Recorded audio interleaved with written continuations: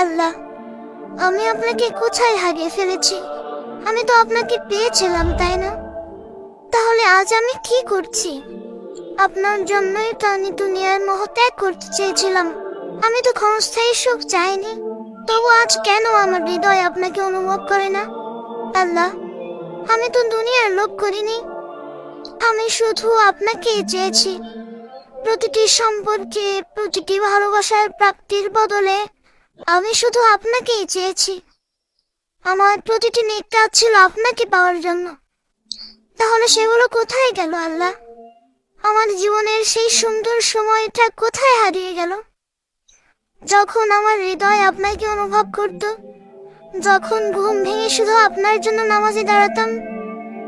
আর আজ জেগে থেকেও আপনাকে স্মরণ করি না। এটা আমার কি হয়ে গেল? আমি কিভাবে আপনার ভালোবাসা ভুলে গেছি? আমি কিভাবে এত দূরে সরে গেছি? আমার হৃদয় যেন পাথর হয়ে গেছে, যে এখন আপনাকে অনুভব করতেও কষ্ট হয়।